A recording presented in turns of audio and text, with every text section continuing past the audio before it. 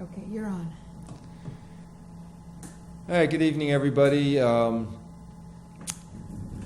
Today's date is the 21st, Yep. February 2018. Conant Show's number 65. And again, I'd like to thank Paula Gloria Barton for teching for me and getting her own camera shot tonight instead of the mysterious voice that just chimes in. A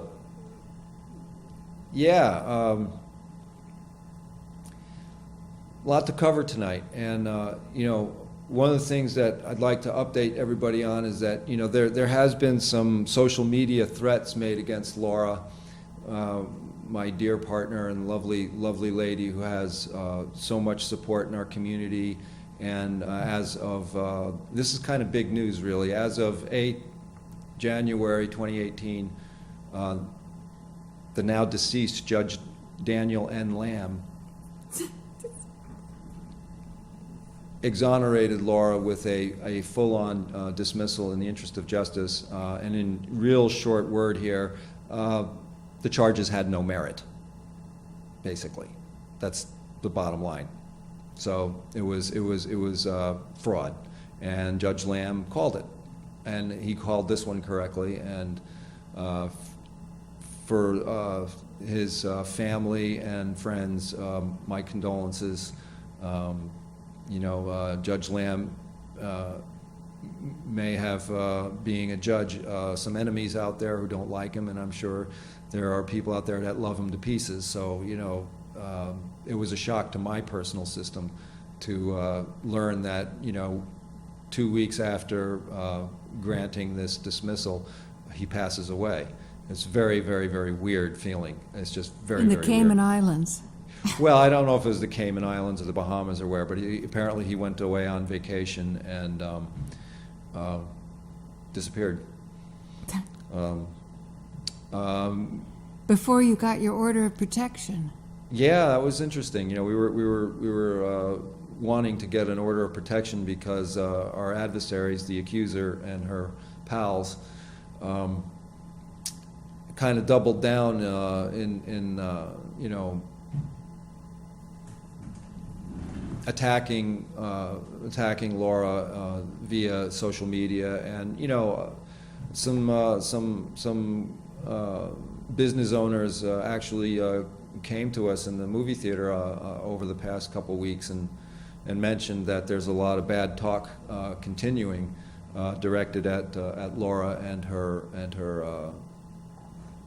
her reputation being sullied and besmirched.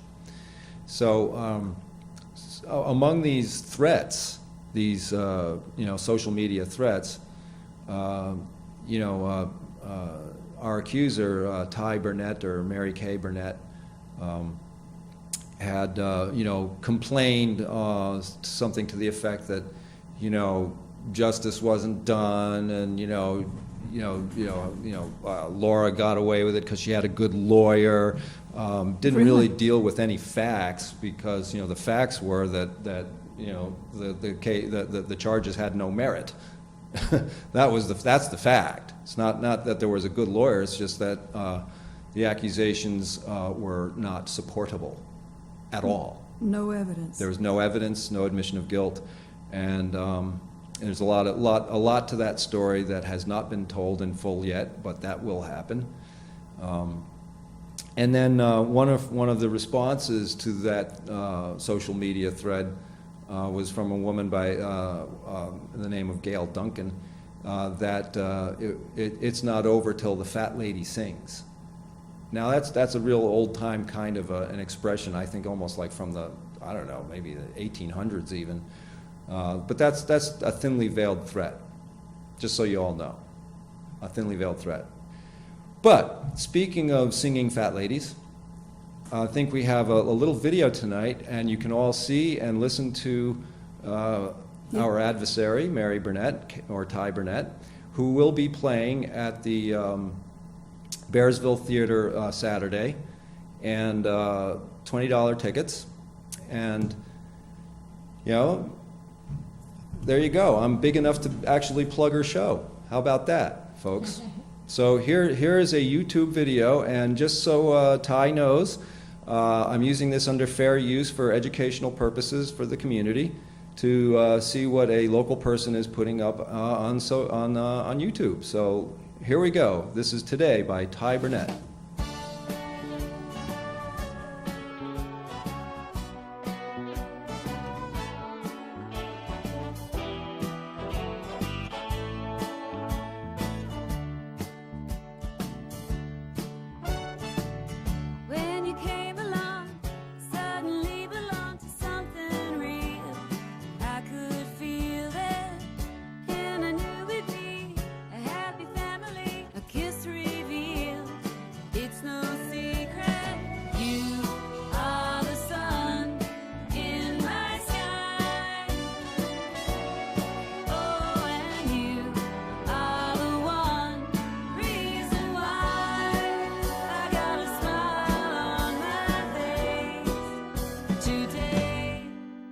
Today,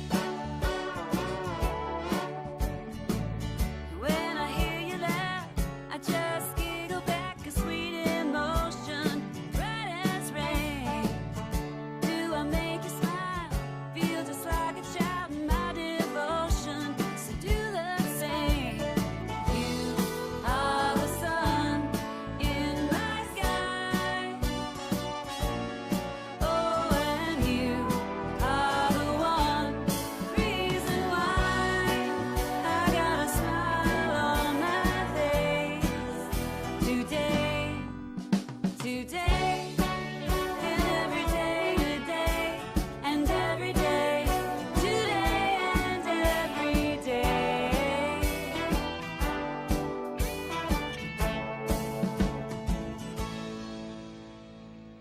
And every time I wake, I'm just so amazed, tangled up inside your love.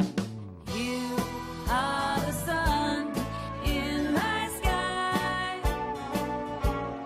Oh, and you are the one reason why I've got a smile on my face.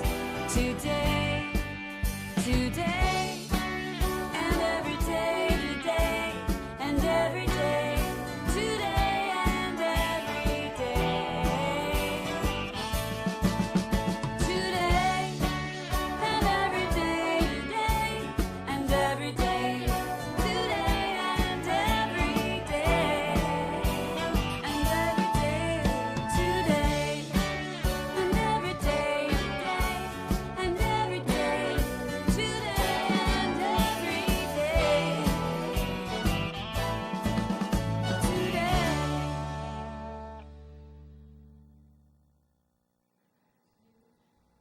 Okie dokie. Well, so that was Ty Burnett, and like I said, you can see her for $20 at Thursday Theater every Saturday evening. I'm not sure what showtime is. And for another $20, you can get to meet her, so that's kind of interesting. As a quick review of her music video, wow, that was an awful lot of production money for something that was, well, I'll just put it this way, not my cup of tea. A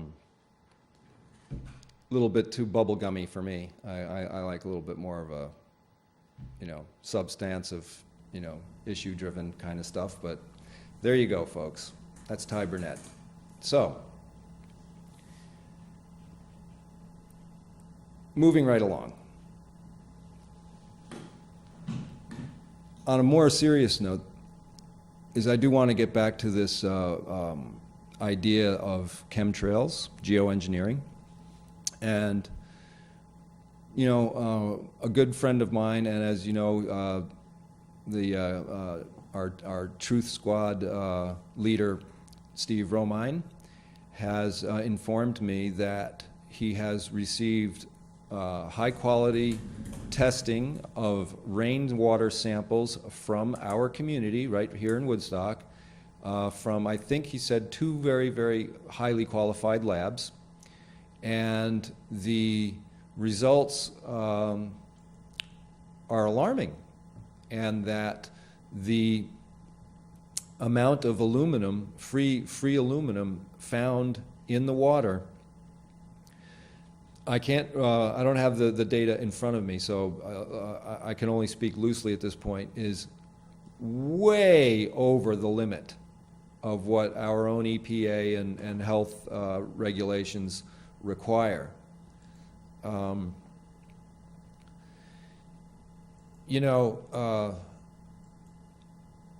This kind of material, heavy metal or a soft metal like aluminum, in our water and in our air has to come from somewhere.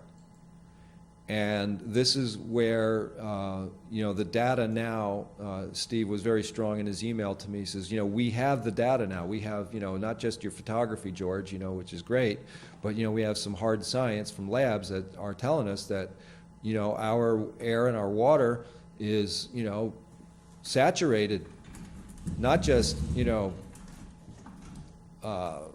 little bit of aluminum, but really a lot of aluminum and other metal elements as well. I think barium shows up, strontium shows up, and so these geoengineering programs aren't something that is exactly invisible.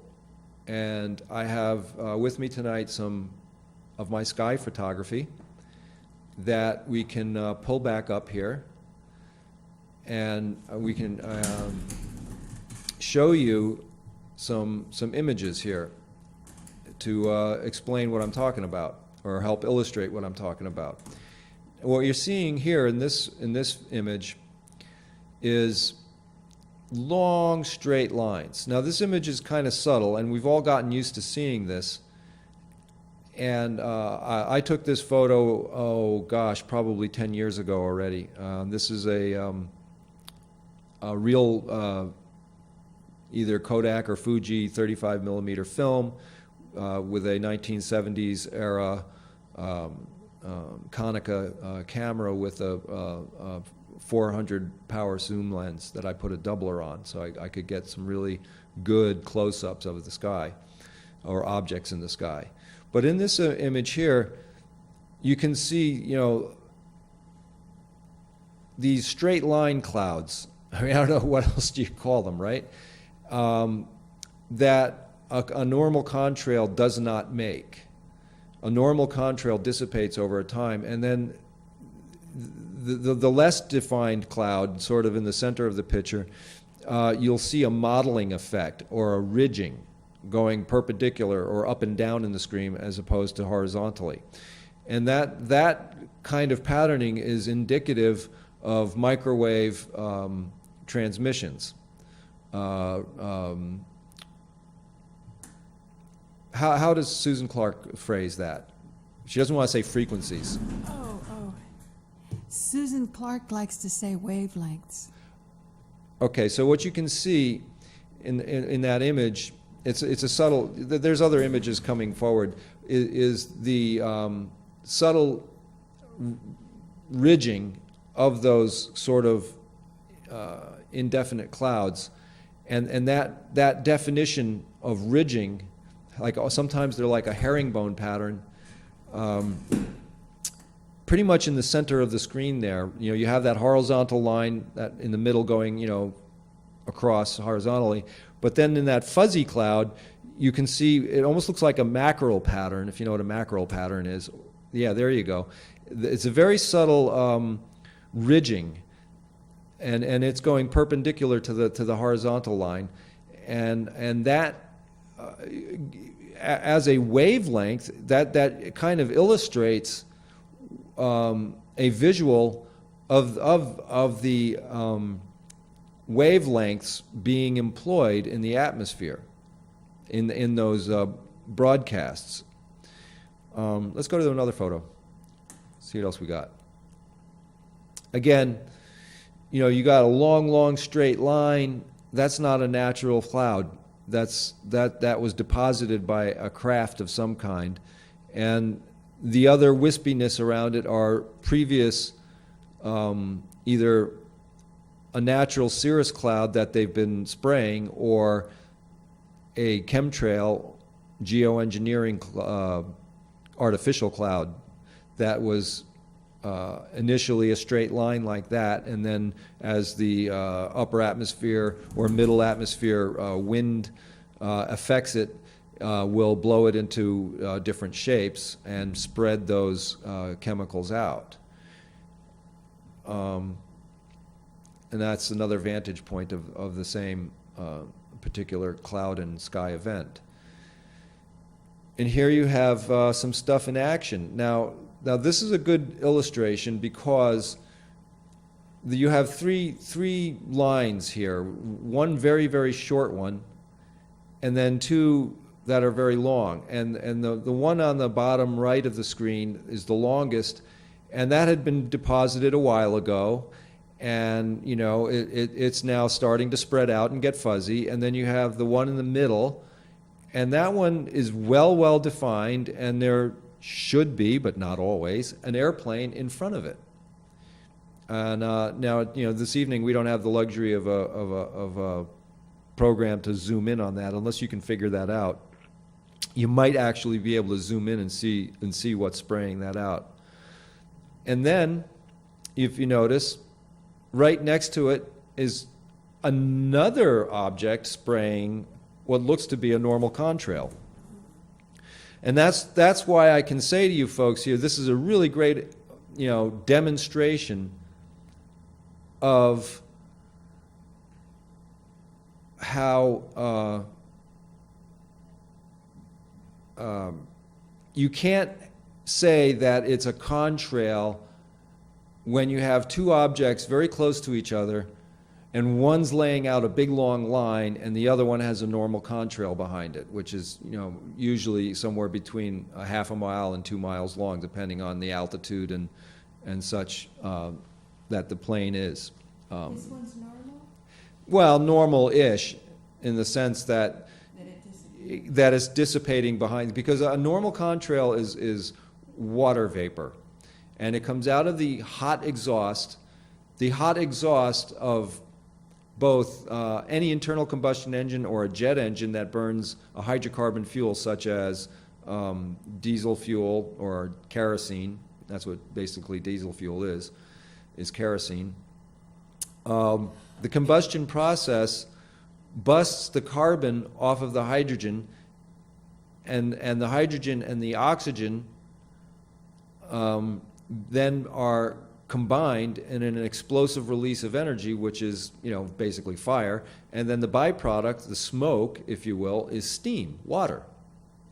So when you're burning, I've encountered a couple different formulas for this. I don't know which one is really accurate, but I've heard that burning a gallon of gasoline will produce as much as 3/4 of a gallon of water out your tailpipe.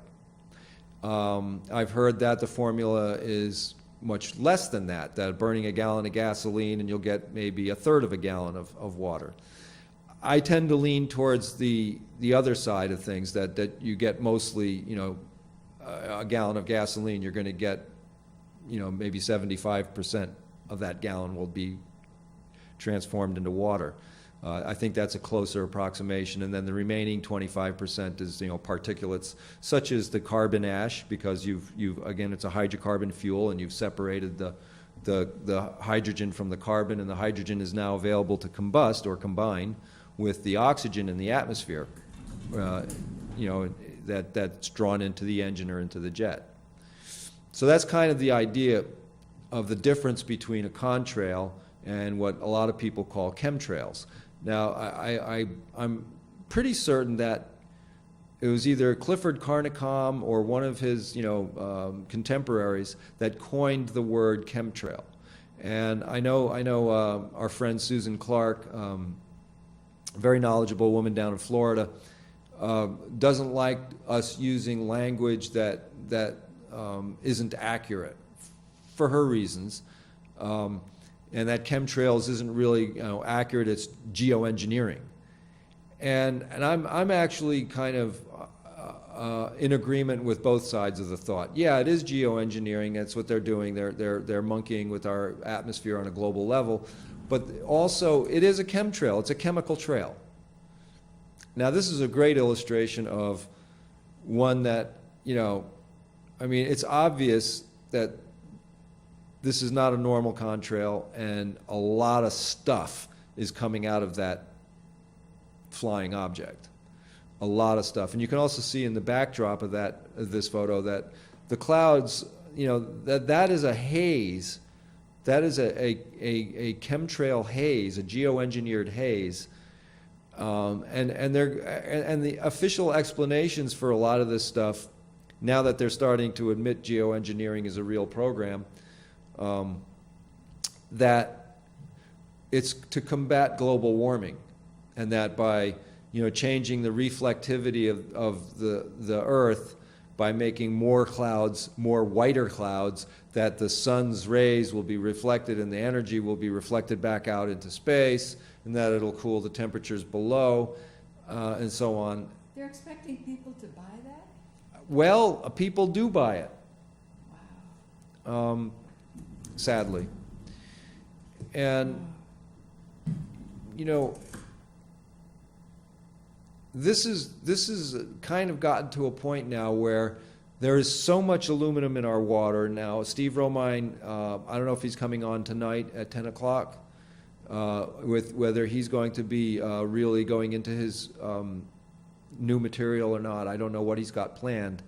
But hopefully we'll do a show together on this at some point, perhaps sooner than later. But we're talking about toxicity levels that are hundreds of times over the limit that's deemed safe. And in my opinion, none of this stuff is safe. So, there you go. That's all a matter of perspective, right? Anyway, going back to the 1980s, aluminum was found, oh, that's a great picture too. I'm going to talk about that in a moment. Aluminum was found in every fatality associated with Alzheimer's, including my then quasi-father-in-law, Willie Schwartz. Now, I helped the Schwartz family take care of Willie for a number of years while he had this kind of subtle onset of Alzheimer's that took a real hard turn at a certain point in his evolution of the condition. And, I understand that, his brain had been biopsied along with many, many other Alzheimer's fatalities. And indeed, an elevated amount of aluminum was found in the brain. What makes particulate free aluminum so dangerous, people, among other heavy metals, but this is kind of a specific thing to aluminum, is that it's very aggressive. It's actually, aluminum is used as a grit for certain kinds of sandpaper. So it has an abrasive quality to it in certain, crystallized formations as a grit. But as a atomized, ionized, micro particulate, very, very small particulate that is raining down upon us both in the rain, but also as an ambient dust, okay? We breathe this in, and this metal in such a fine, rarefied form transgresses the blood-brain barrier from the sinuses to the brain. It's like snorting the stuff, okay? And it goes right to the brain, and the incidence of Alzheimer's is just getting higher and faster all the time. Now, on a more esoteric level, if we talk about the fall of Rome for a minute, that was possibly engineered as well, because they said that the general population went insane, and they blamed it on heavy metal.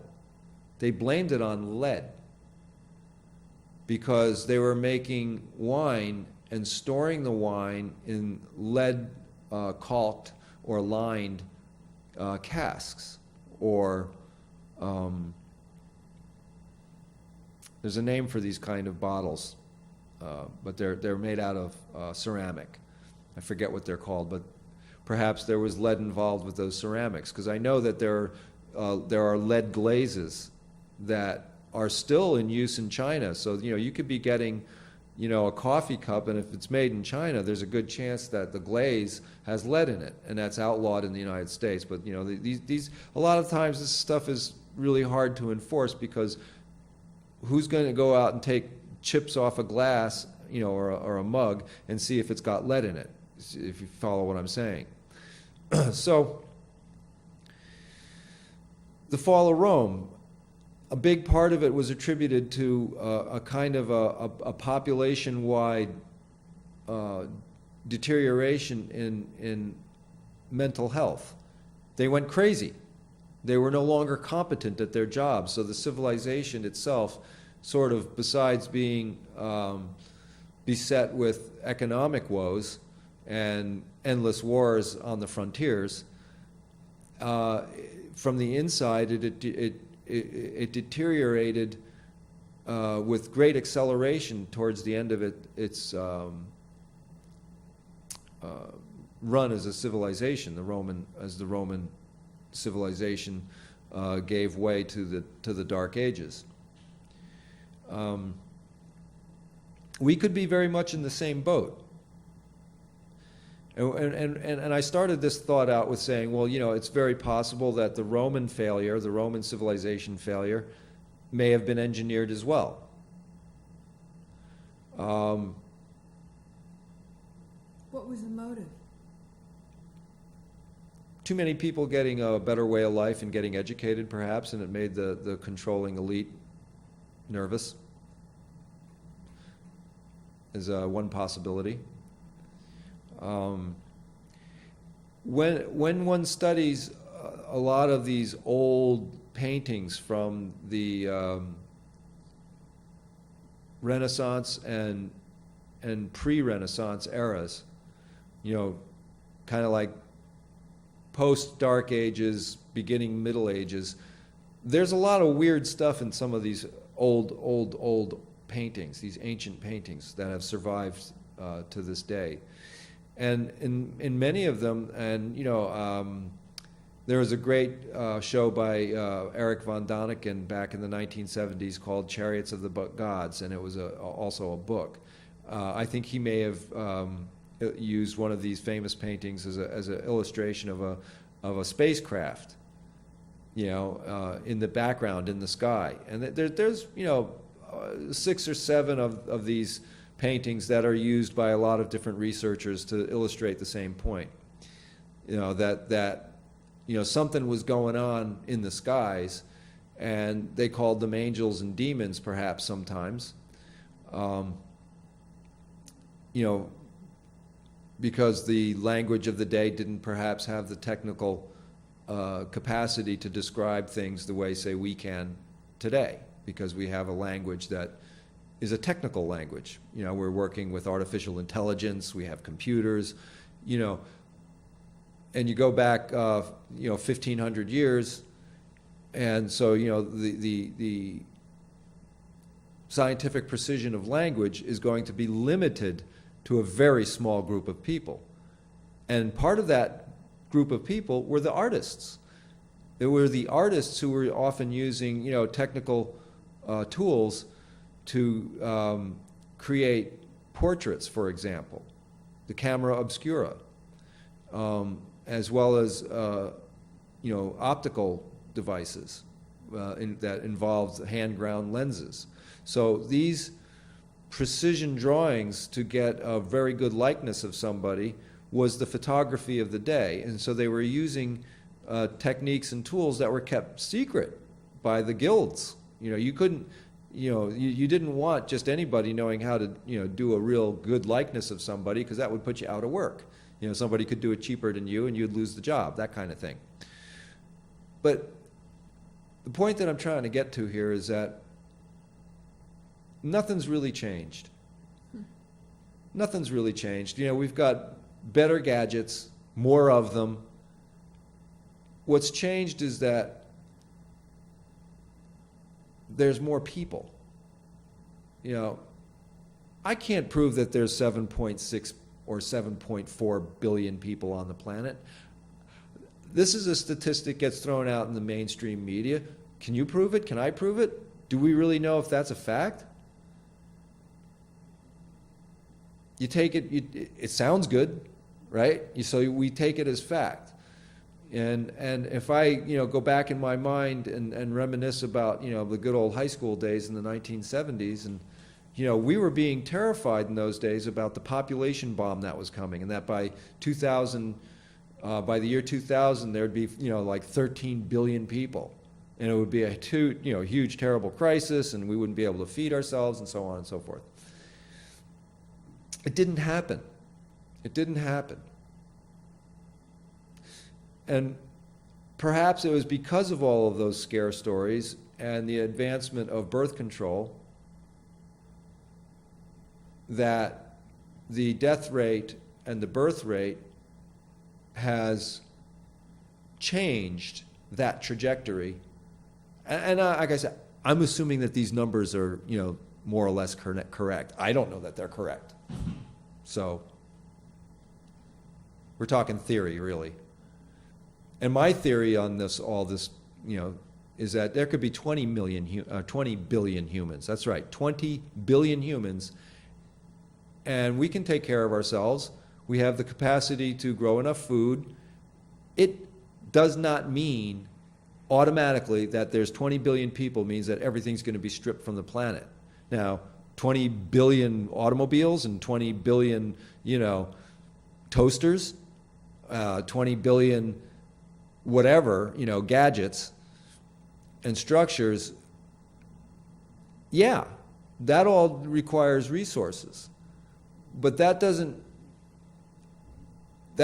mean we have to do that. How we live and living within the ecologic constraints and demands can correct for the number of humans. And there, I read this book probably 15, 20 years ago, and it was called Things Are Not as Bad as They Say It Is. And it gave a whole bunch of statistics. That's why I love statistics. You can read them left or you can read them right. You can bend a statistic to mean almost anything if you're good at it, right? But what this guy was arguing is that, hey, we've got the bulk of our human populations living in cities. And a lot of the land has been abandoned and has gone back to forest. We are growing today in, say, the year 2000, when the book was written, or even, 18 years later, we are growing more food on less land than in our known history ever before. Never been. This kind of food production and abundance that is happening, there's no reason for anybody anywhere on the planet to be hungry at any given time. We throw away, and this is a statistic since industrialized farming really got going in the 1950s, because it was in the 1930s, and this is a statistic, my dad, the colonel, Perry E. Conant, farm boy from Michigan, made it all the way up through the ranks to a battlefield commander. He was telling me that prior to 1939, 90% of the world's agriculture was done with draft animals. After 1949, 90% of the world's farming was done with the Ford tractor, who is the internal combustion engine over the horse, or buffalo, or oxen, whatever people are using. Think about that.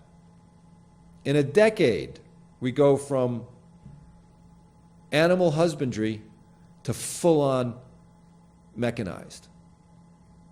10 years. Now, it was more like a century spread on either side of that, to tell you, to put it in perspective.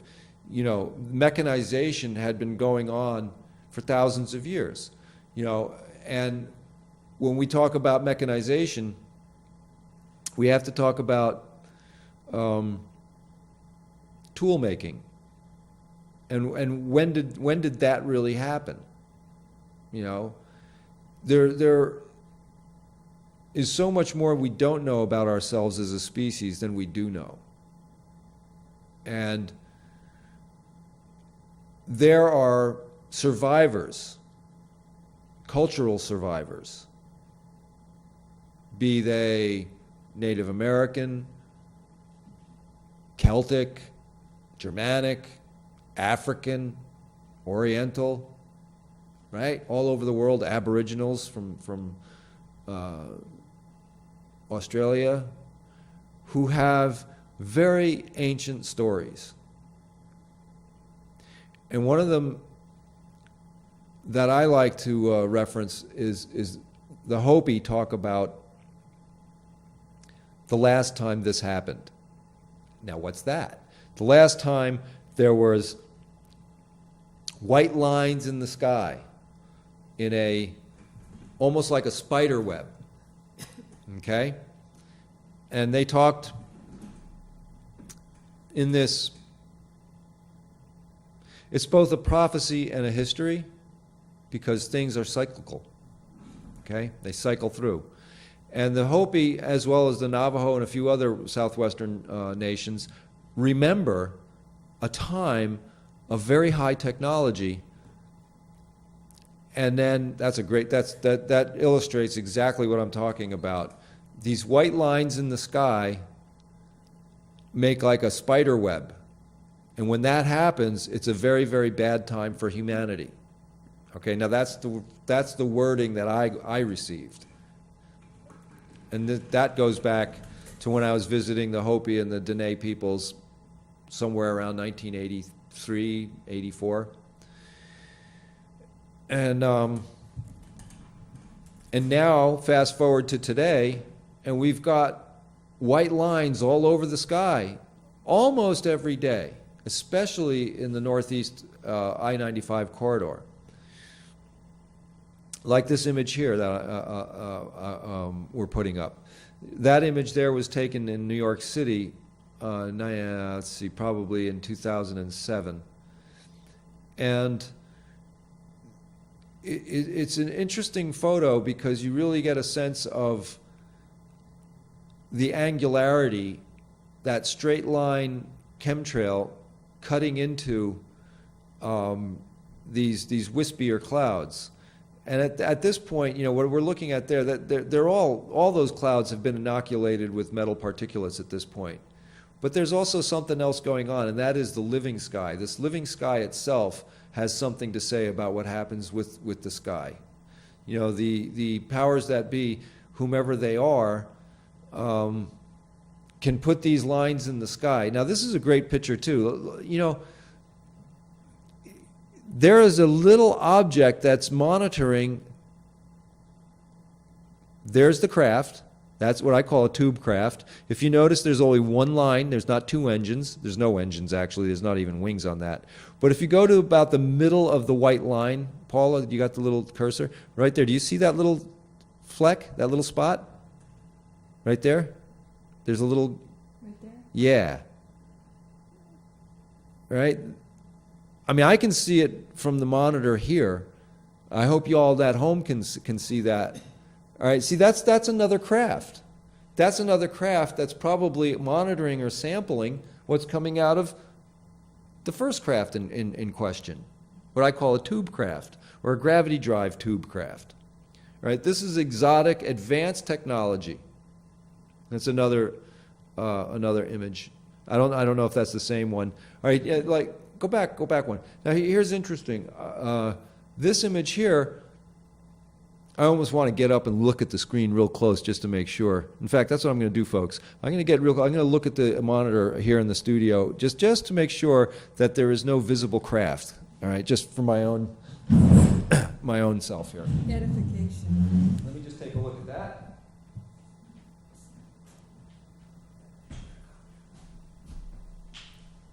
Yes. Okay. Very good. That is one of my photos that I like. All right. So that image is a chemtrail being laid out. We can go back to it, sure. Being laid out. It's very fresh, very, very fresh, and there's no plane. There is no visible plane. Now, if you look in those wires above it, right, in those power lines above it, that chemtrail there is an older trail. It's been, you know, busting apart and spreading out probably for an hour or two or three. And for whatever reason, they're targeting this area, so they lay these lines out until they're satisfied with putting X amount of material in the sky at that location at that time, for whatever reason. But there is no visible object. Now, what's that mean? Well, it's a trick of light. Well, if it were a trick of light, what kind of trick of light are we talking about where an object isn't visible? Perhaps the object has a cloaking device, because perhaps that object is not an airplane at all. Like that. Here's another object where it's not clearly definable. Is it a tube? Is it a plane? Some of these objects are very small to make them look like they're very high. And when I get on the computer in my Photoshop program and I do extreme blow-ups, they pixelate, so you lose definition. So it's you know, this business of getting these kinds of objects in your camera and actually getting, you know, decent definition is not an easy task, especially when you're out driving in your car and you see something and you have to handle your camera and get a picture while you're driving, or stop the car, which is the ideal thing to do, but then you might miss the shot. Again, this is just an odd-looking, is it an airplane? You know, what is it? Now, let's get back to these photographs. These are great illustrations of a chemtrail sky, folks. I mean, come on, you see this around the lakes here all the time. And I'm telling you to wake up, go out there and look at your sky, you know, and give yourself, I don't know, a month, and give yourself X amount of time a day to actually go outside and do it at random times. Do it in the morning, do it in the afternoon, do it at night, you know, and see what's going on in your sky. If you don't believe me, again, you can see the herringbone pattern in the wispy clouds, in that very, very light sort of hazy clouds. There's very, very definite herringbone pattern going on there, and that is again indicative of radio waves of some kind. Now, we had that one where there was that trail with a little object in it above it. Is it new? Is it that one? Okay. Now that one, the chemtrail is, you know, actually, you know, dissipating, and you can see this is, well, my voice is cracking. You can see the particulates literally dropping down. You can see it. You can see them falling down. If you were to take talcum powder and splash it in the sky at 20,000 feet, that's kind of what you're going to see. A contrail does not do that. That's aluminum, that's barium, those are aerogels, those are particulates. But what's that little guy? That's not even big enough to be an airplane. We're looking at the exhaust trail, and then I see, you know, and I don't even remember exactly how I managed to even see that, pick it up enough to, you know, center it in my frame and capture that image. That, Was that again, anything like like, Like that? yeah, but see it's doing the same thing as that, but see, that's not the same, that's not a blow up of that picture. I know. Yeah, but very good, yes. So, somebody is monitoring somebody else's work. And what I'm telling you, folks, is I think we have ourselves an extra dimensional battle going on. And there are lots of different, elements and players. And some of those elements are elementals. And those are called sylphs by some people's reckoning. It's an old Greek word meaning kind of like a wispy, angelic being, sylph. And I call them cirrus clouds. Yeah, we can plow along there and see we've visited that photo and just, this guy is just really dumping the stuff out there. Is that a real airplane? Well, becomes the question is that I have in my archives a lot of really remarkable photos of the same craft mutating into different shapes as it's spewing stuff along, as though its image generator was failing. And now there's a guy on YouTube, and I kind of wish I had his... You mean it's image generator, like a camera on demo mode? It's just cycling through images? Yes. Wow. An image generator like a holographic, Yeah. all right, technology. Or cloaking device like in that other photo where there's absolutely no object at all, but and I'm not the only one getting these folks. Like I said, folks, there are people on YouTube that are putting up a lot of neat videos of the no plane phenomena, stuff being sprayed out into the sky with no airplane to that one definitely has one, and I want you to really take this seriously, because we are being poisoned and we're all losing our minds. And, slowly, insidiously. And you add to that microwave perturbations in the air and, microwave trespass of our biological system with the heavy metals amplifying and accentuating these microwave broadcasts, we're in trouble. How can we defend ourselves against this kind of onslaught?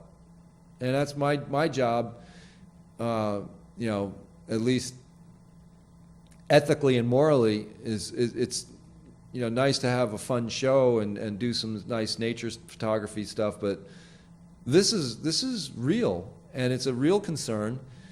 And there are devices in the sky, like in this image here, which I have a blow up, I think, shortly after that. These are some other. This is some other phenomenon. No, nope, that's not it. Nope. These are other weird objects. That's a great little spacecraft there, and that's the context picture, and that's it. There it is in the cloud. There it is. That's the blow up of the one that was in a distance. See, as you can see, when I go after an object, I'm already zooming with the camera. And this was actual film, so you can see the grain of the film.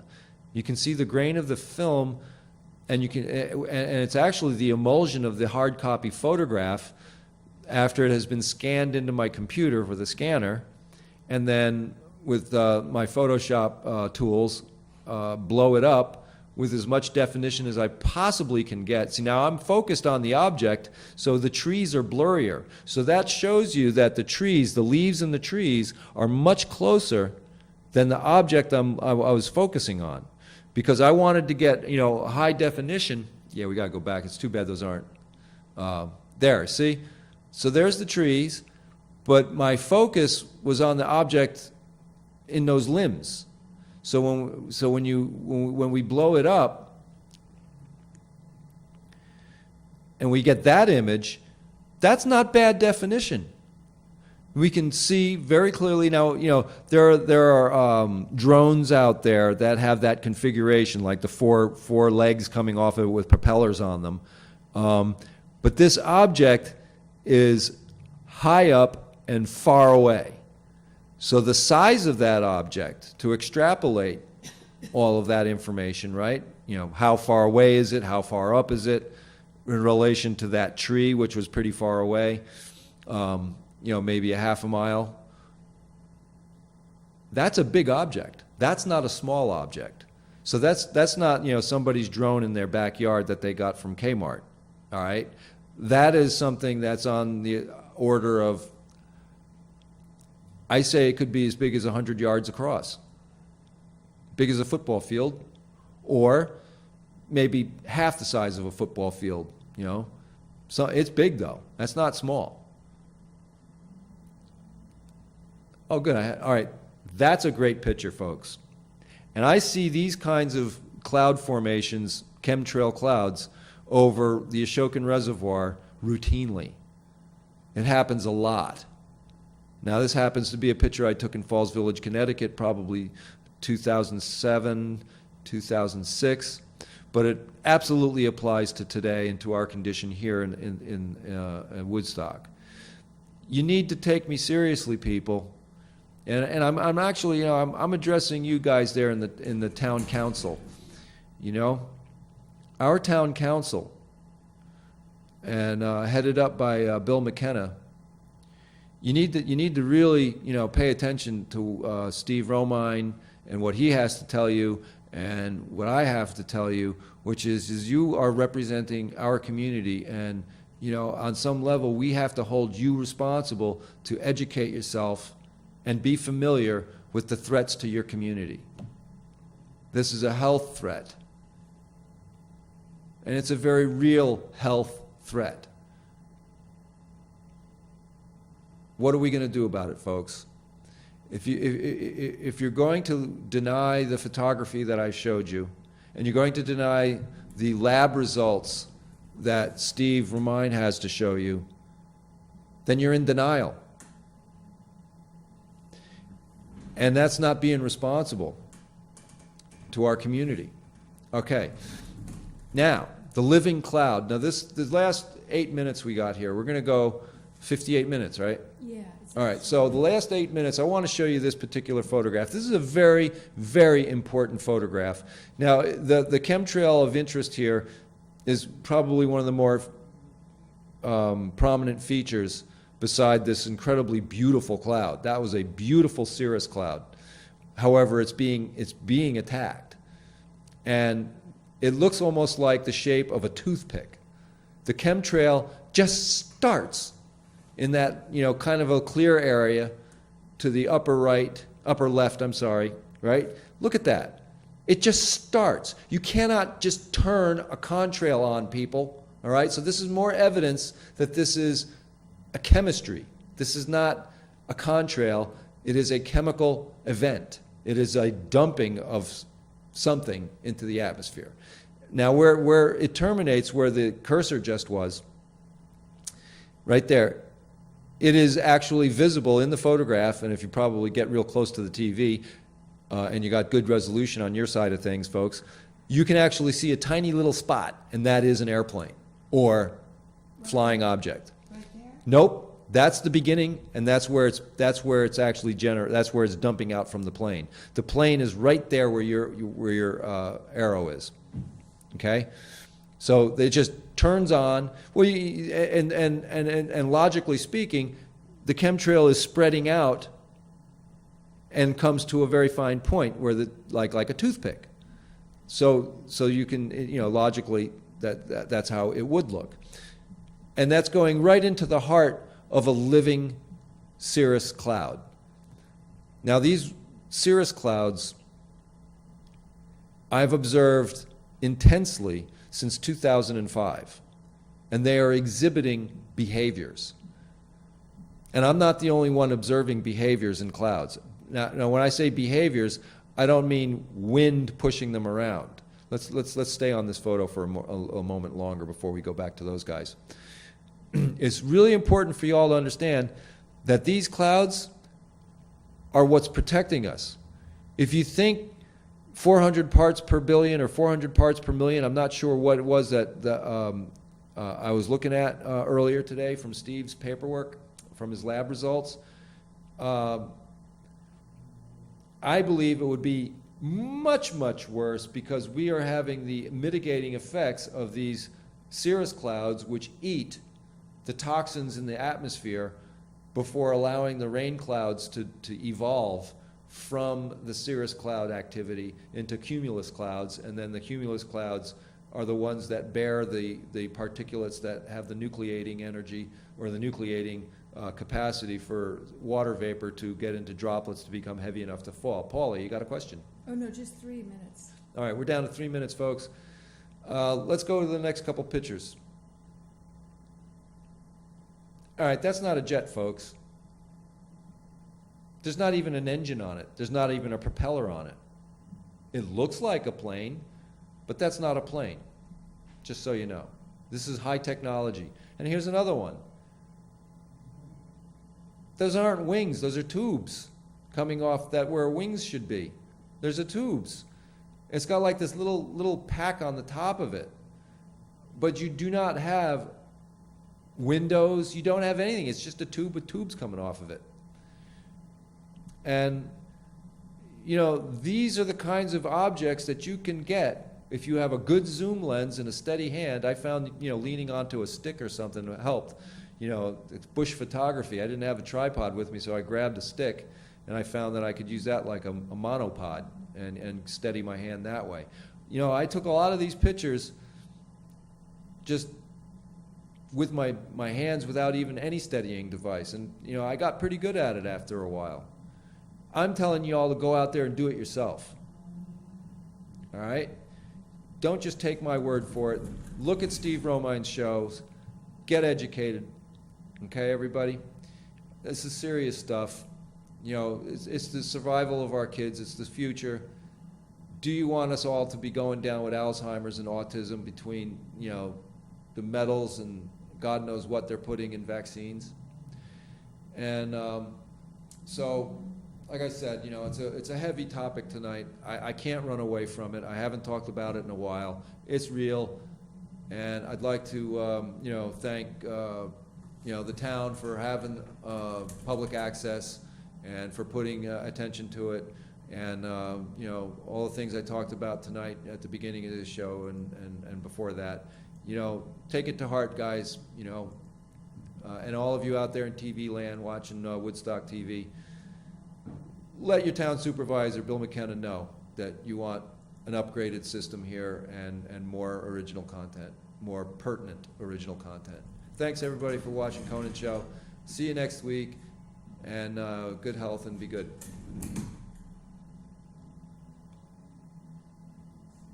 Okay, Mike.